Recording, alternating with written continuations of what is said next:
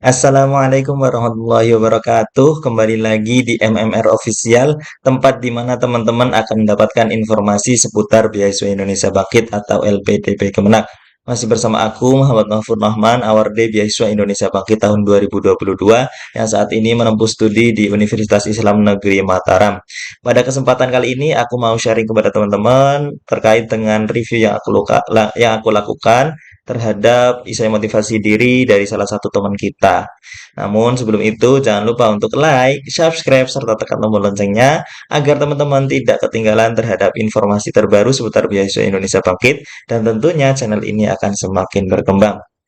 Ya, di depan teman-teman, di layar teman-teman sudah ada dua bagian, yang mana bagian kanan itu merupakan isai motivasi diri dan sebelah kiri adalah ketentuan yang disediakan oleh beasiswa Indonesia Bangkit.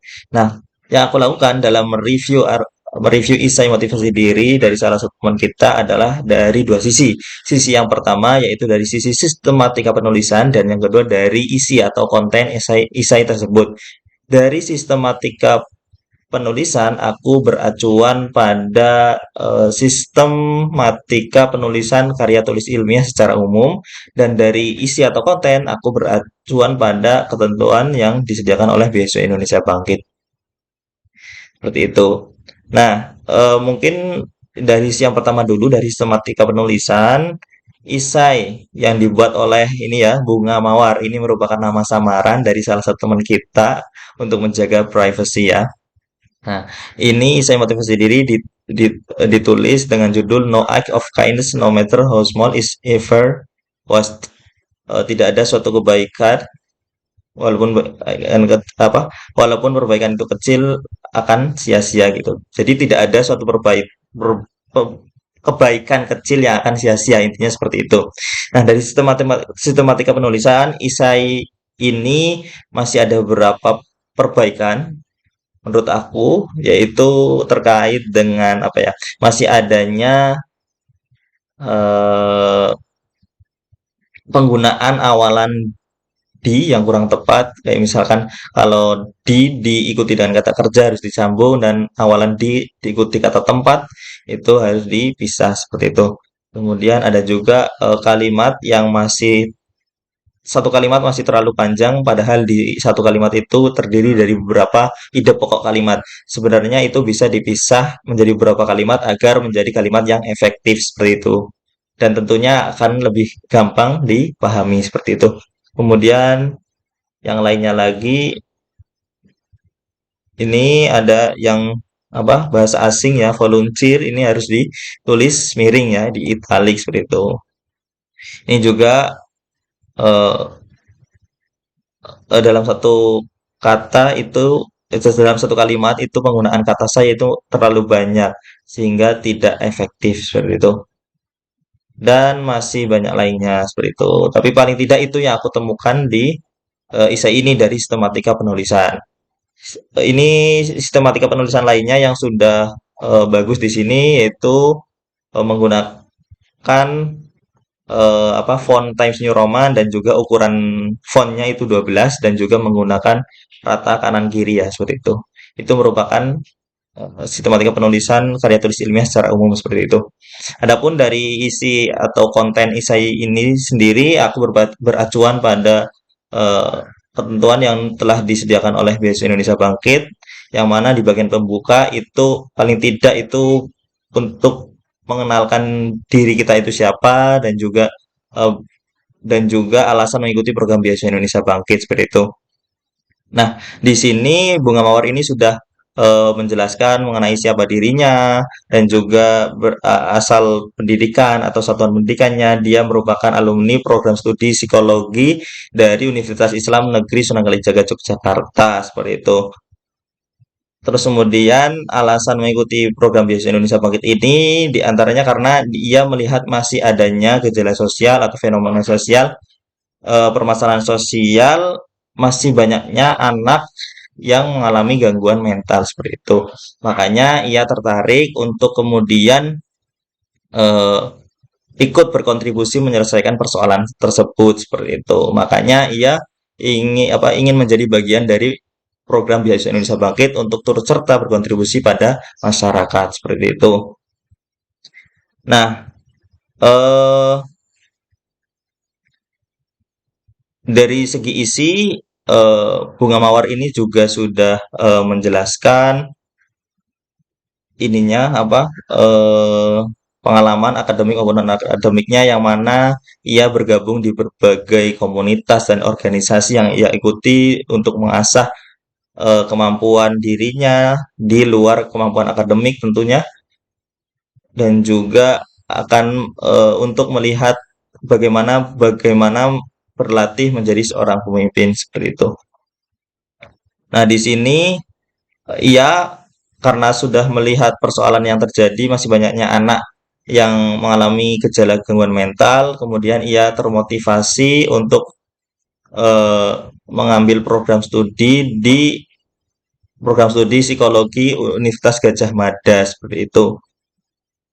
Mengapa di Universitas Gajah Mada? Karena ia beralasan bahwa di sana sudah ada dosen yang memiliki ahli ya atau bisa dibilang pakarnya dalam psikologi perkembangan, yang mana ini nanti ketika Bunga Mawar ini belajar kepada beliau akan eh, mendapatkan ilmu yang banyak yang nantinya tentunya untuk berkontribusi untuk menyelesaikan persoalan gangguan mental pada anak seperti itu, yaitu kepada Ibu Sutarimah Ampuni SPSI, MSI, MPsik, PhD ya. Dia merupakan dosen dan juga psikolog seperti itu.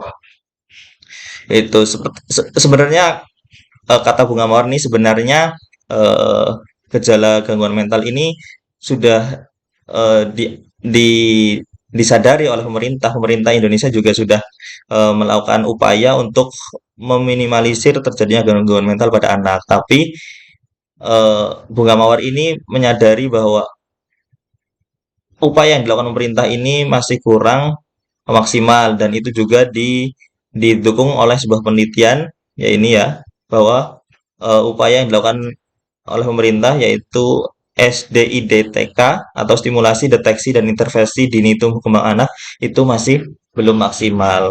Makanya Bunga Mawar ini tertarik untuk juga ikut mengentaskan persoalan ini seperti itu.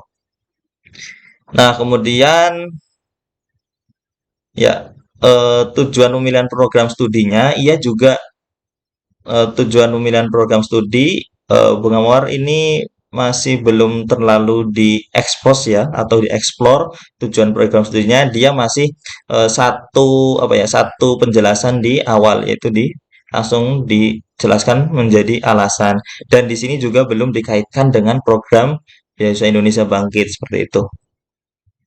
Seperti itu. Nah, sehingga akhirnya aku beri catatan di akhir nih. Poin penjelasan aktivitas saat ini, keahlian dan prestasi belum terlalu kelihatan ya. Seperti yang tadi aku jelaskan tadi bahwa aktivitas, kemudian keahlian dan prestasi itu belum terlalu kelihatan. Kemudian kontribusi yang akan dilakukan menurutku itu masih terlalu luas karena lingkupnya Indonesia gitu. Karena aku berpikirnya bahwa apa ya, untuk lingkup maksudnya yang satu dinas misalkan atau se-Indonesia bahkan, atau psikolog se-Indonesia, ataupun ya pokoknya yang melibatkan banyak orang untuk mengentaskan persoalan gangguan mental pada anak aja belum belum tentu berhasil gitu kan. Apalagi kalau yang hanya dilakukan oleh Bunga Mawar sendiri gitu. Jadi aku menyarankan mungkin permasalahannya itu uraikan itu yang skalanya kecil gitu, misalkan lingkupnya desa atau kecamatan atau kabupaten gitu, yang mungkin akan apa yang akan kamu lakukan itu akan memberikan dampak positif secara langsung dan bisa dirasakan di kabupaten atau kecamatan atau desa itu sendiri karena lingkupnya kecil gitu kan. Walaupun lingkupnya kecil itu juga bisa dikatakan bagian dari berkontribusi untuk Indonesia seperti itu. Nah, terus juga ini catatan aku yang ketiga itu kontribusinya perlu ditambah karena kontribusi yang Bunga Mawar rencanakan itu hanya membuat suatu komunitas aja yang bergerak untuk menyelesaikan persoalan gangguan mental pada anak gitu. Nah, aku sarankan jangan hanya itu saja gitu. Kalau bisa itu kontribusinya itu yang mana itu akan bisa terwujud apabila kamu melanjutkan S2 gitu. Kalau tidak begitu, nanti akan apa ya ibaratnya, akan dibantai gitu oleh pewawancara gitu. Karena kalau hanya ingin membuat komunitas sosial, nggak harus S2 juga bisa gitu. Cukup S1 aja cukup kok gitu kan. Nah, seperti itu.